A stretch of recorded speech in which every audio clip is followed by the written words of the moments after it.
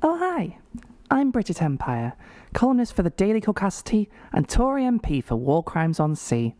Welcome to the Empire Statement.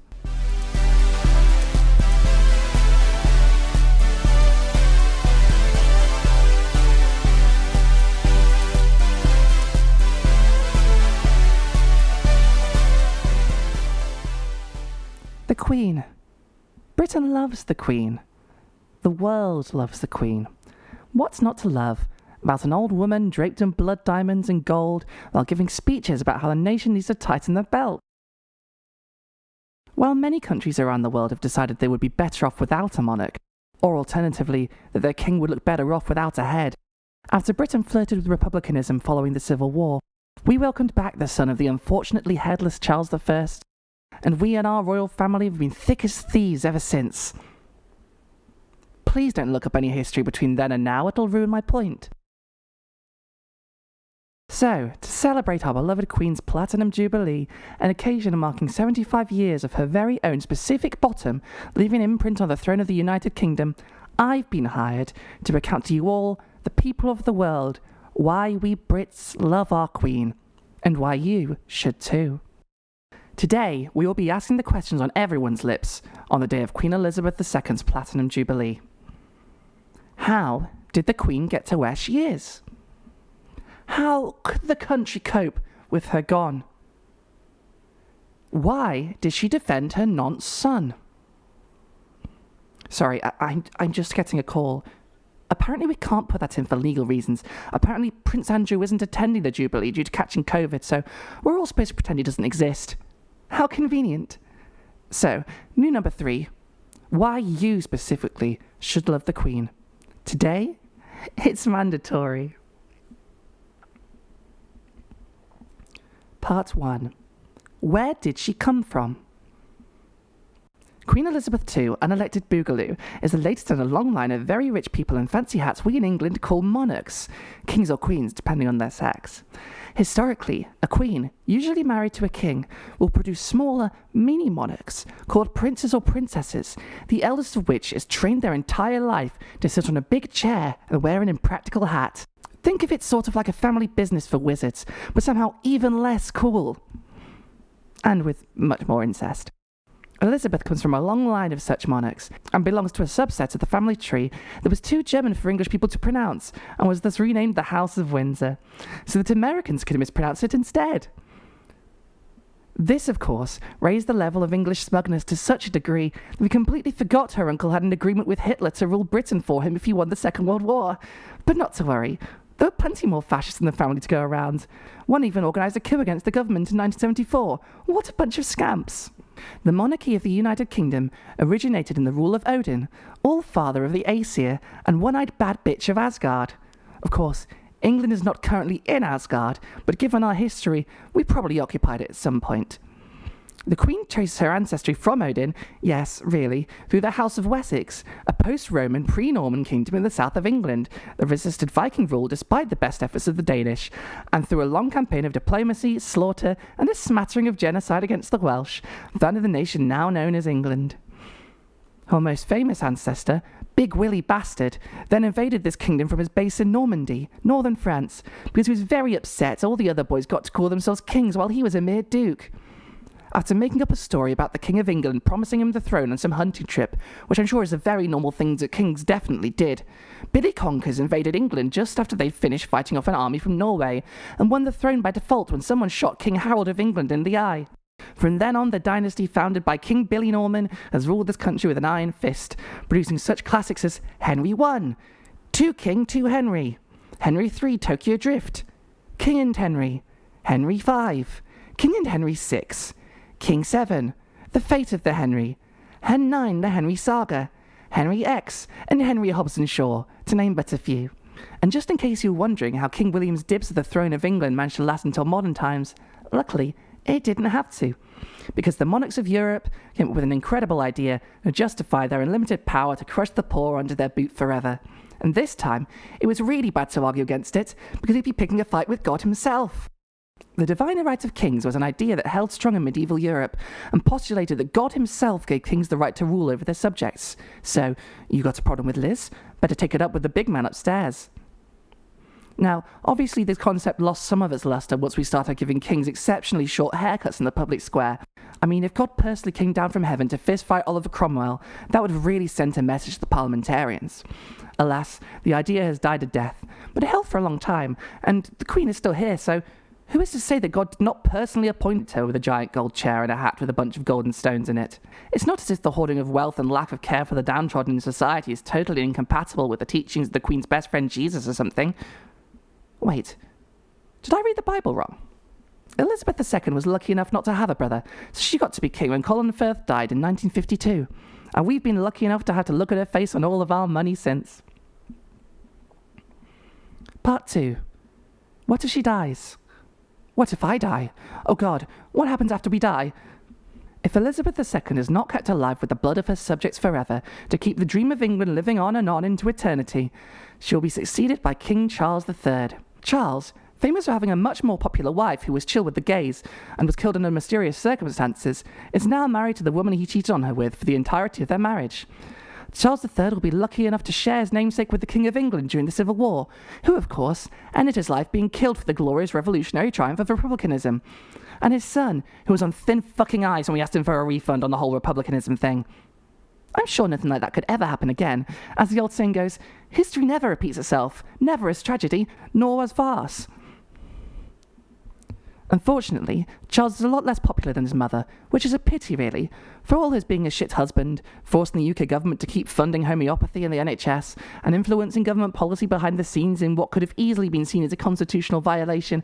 At least he's not his brother, Prince Andrew of Nantes, who definitely did not associate with Jeffrey Epstein, and couldn't have raped multiple children because he didn't sweat at the time due to a rare medical condition known as talking shit. Charles's successor would be Prince William, a balding horse-faced man who recently went on a world tour in which several nations under the royal family declared themselves republics, and he had to pretend he wasn't fucking furious. William is probably most fondly remembered by my generation for having a state-funded wedding costing a ridiculous amount of money while the British government was forcing austerity on its people, calling us all ungrateful scroungers, and letting disabled Britons die in unfathomable numbers by making it impossible to get any of the help that they need.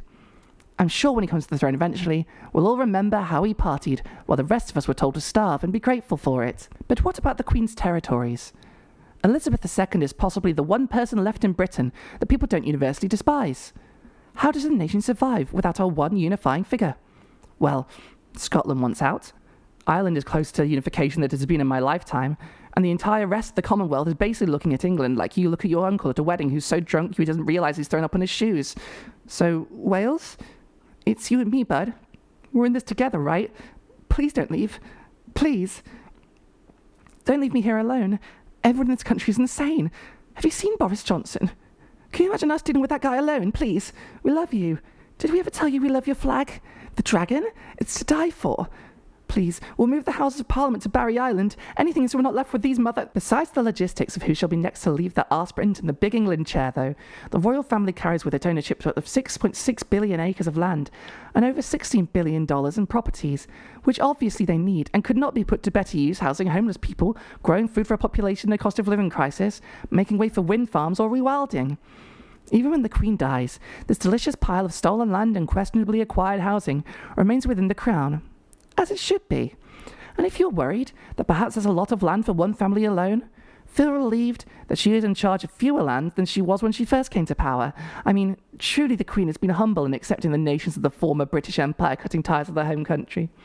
And if you believe that, don't look up the Mau Mau Rebellion, where millions of Kenyans were killed and tortured in concentration camps under Her Majesty's watchful eye.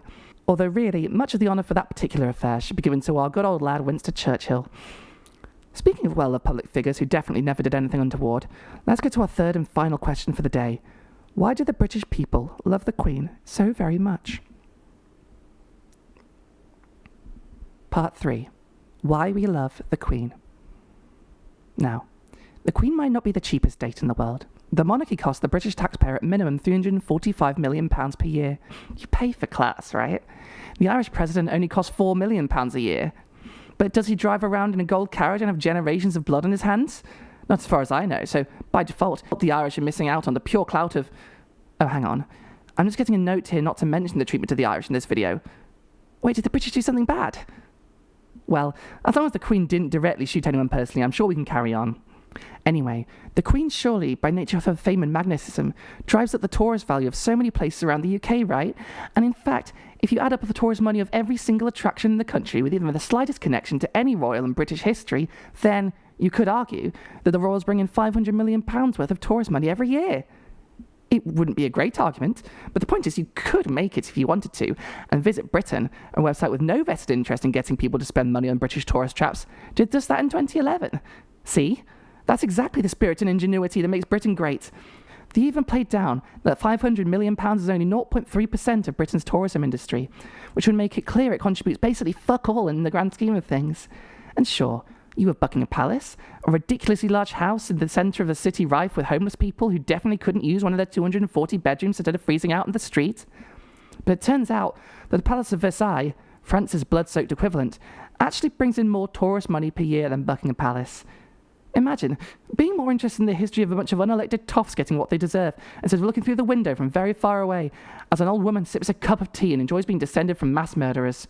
This is why the 100 Years' War happened, you know. The French just have to keep upstaging us, just because they have a more functional democracy than we do. Have you seen theirs? It's not working for them right now, is it? Wait, does that mean ours is worse? Even if Britain is on the precipice of crumbling into a pile of red, white and blue ashes through sheer unwillingness to stop its citizens from starving, the monarchy remains a powerful force in this country. According to a poll from YouGov, a polling company co-founded by a Tory MP, so you know it's definitely impartial, 53% of adults between 25 and 49 years of age support the monarchy, down by 5 percentage points in 2 years.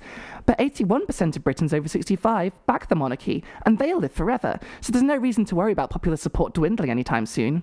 In fact, as long as Queen Elizabeth lives, support for the monarchy should remain steadfast. We need not even consider the fact that the public would prefer Prince William to become a king to Prince Charles, and that only 32% think Prince Charles would be a good king, or that even now, with the Queen maintaining fairly popular support, only 54% of the population think the monarchy is good for Britain. It's not like there's a massive scandal right at the heart of the royal family that taints everyone involved with it by association, is it? Just for fun, why don't you look up who the Queen's favourite son is? And just as an unconnected little query, who paid for Prince Andrew's legal fees when he faced the possibility of being jailed for the small crime of being a huge fucking nonce? Go on, it'll be fun.